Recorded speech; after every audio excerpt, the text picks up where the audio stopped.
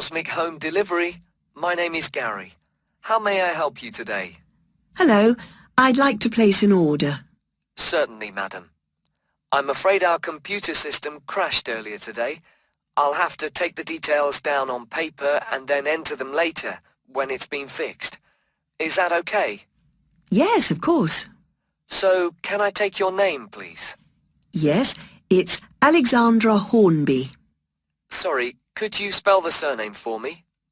H... Yes, then O-R-N-B-Y. Oh, fine. And then your address. That's number 28 Wood Road, which is in Ilford, I-L-F-O-R-D, and that's near Northchester. The postcode's NC1 2FR. Thank you. And do you have an account with us? I do. I've got the number here. 944567881. Is that long enough? 8 digits? Yes, it is. Good. Now, what would you like to order today? I want a coffee table. I think there's only the one type. I expect so. Perhaps you can tell me the price. I can use that to check later, just in case there's more than one. Yes, it's £39.99p. Fine. Sorry about all these extra questions. It's no problem at all. Now, that size of order value does mean you're entitled to a free gift. Did you want to take up that option on this occasion? Yes, I do. I've already got a calculator like the one on offer, but I do like the look of the handbag, so I'd like one of those, please. Certainly. And can I just check, as an account holder, you may have been sent a voucher. Oh, yes, for a discount. Let me see. The reference number will probably start with the letter D. Ah, it does, and it continues BR29. Great. Now, how would you like your order delivered? There's standard service within a week, and then express, which comes within 2 days, or special, which means it arrives the same day. Special would be ideal, but I know it's a bit expensive, so I'll make do with express, I think. Standard is very slow. It is, to be honest. Before you hear the rest of the conversation, you will have some time to look at questions 9 and 10. Well, that's your order completed. Could I just trouble you for another minute or so to ask you a couple of questions to help us improve our service as much as possible? Yes. Firstly, we do like to try and keep a record of how customers have heard of Cosmic Mail Order. How did you? Was it from our advertising campaign? Oh, I think I would have remembered any advertisements, on TV, for example. I only read newspapers occasionally, so that would have passed me by. A friend of mine had been using you for years and encouraged me to give it a go, so I looked on the internet to find you to see what was available on the site. That's great, thank you.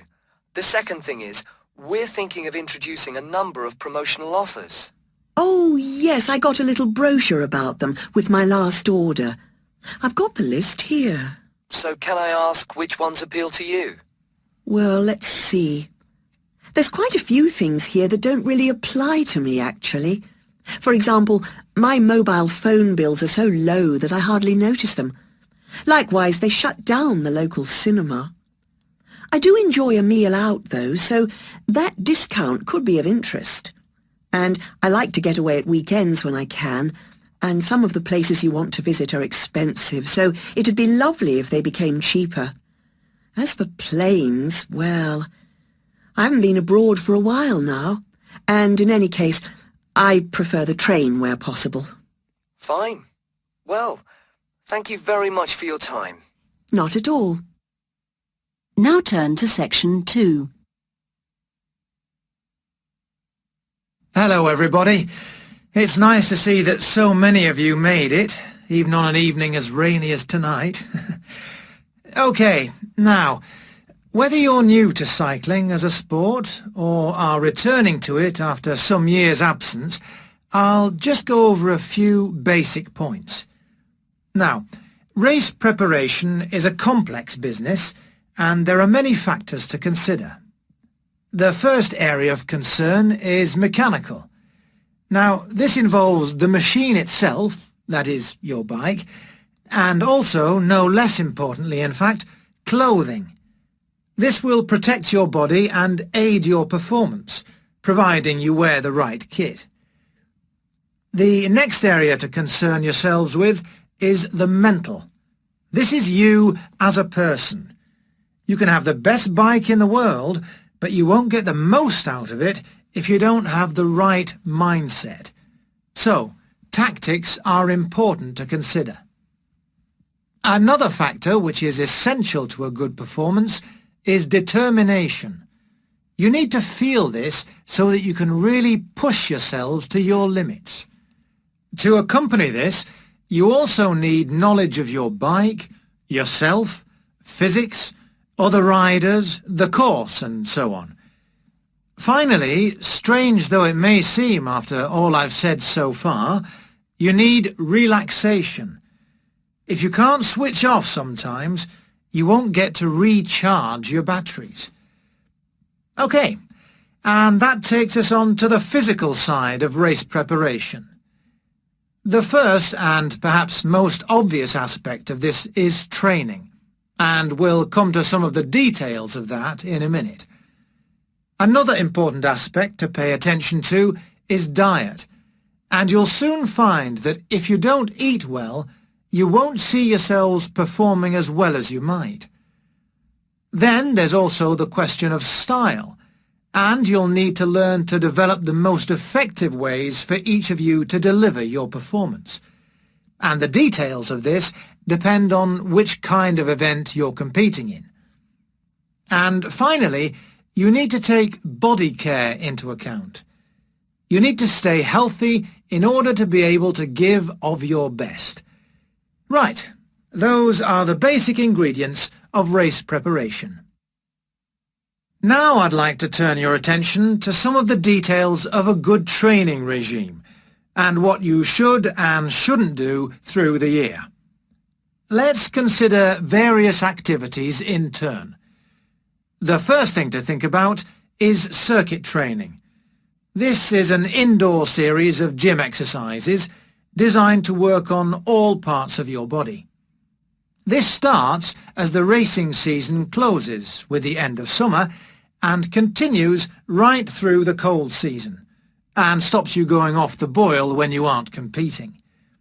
It's extremely beneficial, although I would stress you do need a qualified gym instructor to tell you how to do it properly. Next, weight training. This is also very good for cyclists, and it tops up the natural strength that cycling produces. Exercises need to be arranged as part of a carefully calculated routine, and this routine needs to be sensibly followed. It's a good idea for continuity to carry on using weights throughout the year, as you can lose strength just as quickly as you can gain it. Something simpler and requiring no equipment is mobility work. While cycling has a great many benefits for the body, it doesn't work every part of it, and indeed keeps some parts locked in pretty much the same position. So exercises that involve twisting and turning and generally promoting flexibility are advisable before the start of each race throughout the summer season. Another important activity is pleasure riding. Perhaps this doesn't sound so important to you, but you don't race all year, and when you do race, it's pretty hard riding. So you can sometimes forget that cycling is actually basically a fun thing to do. So, when you hang up your racing bike at the end of the summer, get out another bike and go for some gentler, enjoyable rides during the winter. Weather permitting, of course. And finally, running. This is, of course, another sport in its own right, and for this reason some cyclists are rather sniffy about it. However, it is good exercise and maintains aerobic fitness very effectively. But it is rather hard on the knees, and in different ways from cycling, so you're best advised to keep your running to out of the racing season, and wrap up well against the cold when you do go. So, now I'd like to say a little bit about... Now turn to section 3.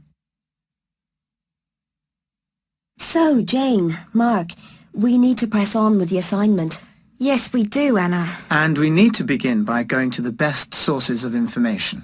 Right. Now, we're looking into how films get altered sometimes if they're not going to do very well.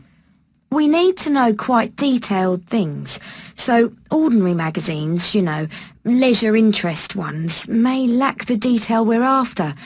Specialist magazines, on the other hand, will probably be helpful. I think that's true. OK, so we'll root out some of those. And what else? There ought to be stuff available online. But we'll have to be selective. Sure, not general cinema websites, you mean? I think it'd be useful to go onto studio websites.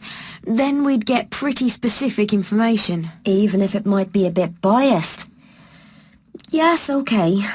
Anything else? I think we also need to think about the point of consumption, so perhaps reviews would be good to look through. OK, though we'll get most by looking at local reviews, I think. I agree. Good. So far, so good. Now we'll gather all that together. We can take one source each, and then... I don't know. About what, Jane? I mean, OK, so we get all this stuff, probably loads of it, but do we know how to assess the usefulness of it?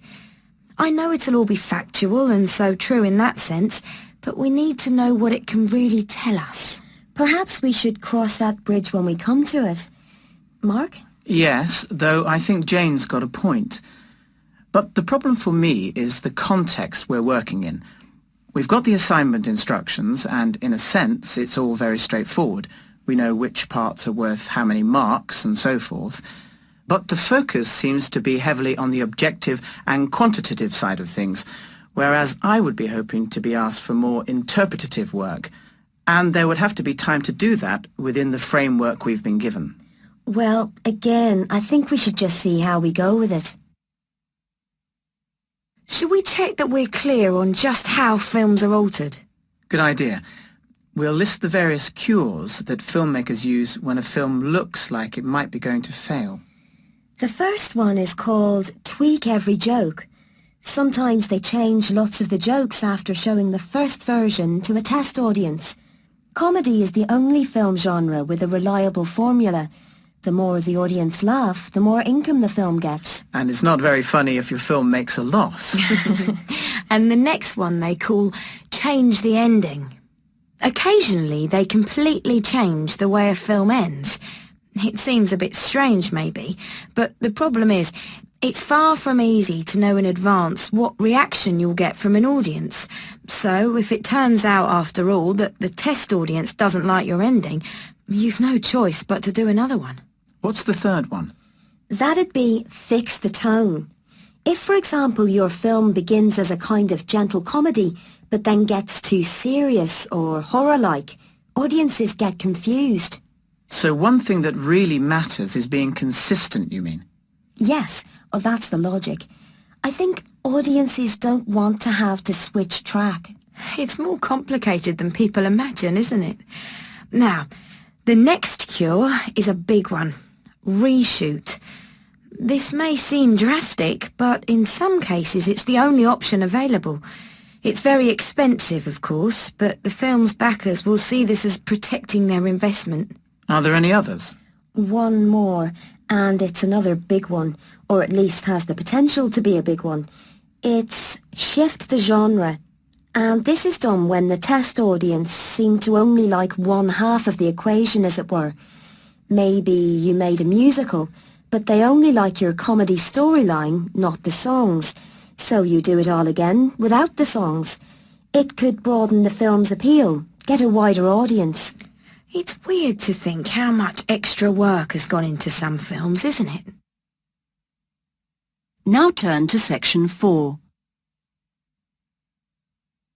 Now, in looking at the history of Anywhere, we need to accompany our discussion of the facts with some consideration of what facts mean, or which facts have meaning. But more of that later. Let's start with looking at one very important period of the history of the Mediterranean, the period of Roman influence.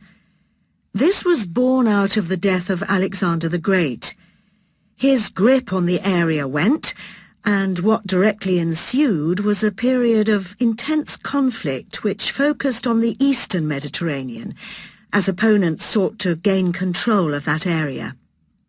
Rome began to emerge from this as a potential dominant force, but obstacles such as a lack of overall planning, and in particular the ever-present menace of piracy, lay in the way of success. Gradually, the Romans improved the power of their ships and fighting equipment. They also formed a series of alliances, which effectively reduced the size and number of enemies, and a key measure they took was creating an office of government specifically charged with repairing their fleets. However many ships they and their enemies had, Rome from now on would have the highest proportion out, patrolling and fighting. There were, of course, no engines in ships in those days, and another aspect in the battle for supremacy was speed through human effort. Rivals built ships with ever-increasing numbers of oars, but what really mattered was the amount of human pulling strength attached to each one, and the Romans, benefiting from their great population of slaves, was able to have every oar pulling faster and harder than anyone else's. Eventually, Rome's dominance was more or less complete. Their possession of the sea became their enjoyment of the sea. Their name for the Mediterranean translates as our sea, and that's how they saw it. The shores were of course by now very well fortified, but now the Romans began also to demonstrate their comfort in power and put up a great many large houses, visible far out to sea. Wealthy merchants and retired generals lived in leisure in these temples to their own prosperity. The maritime security of the Mediterranean and the immense availability of trading destinations meant that all sorts of suppliers and craft producers clustered round any reachable section of the sea's edge. Some of these settlements were small, while others were large, producing salt fish in Italy, for example, or the fish sauce that was sent to every corner of the empire from Spain. With dominance of the seaways established, the primary purpose of ships evolved from fighting other ships to transporting goods. Economics generated a drive to carry as much as possible on each trip, and as ships were built for carrying loads such as wine or stone exclusively, these types of specialized vessels led to greater cost-effectiveness.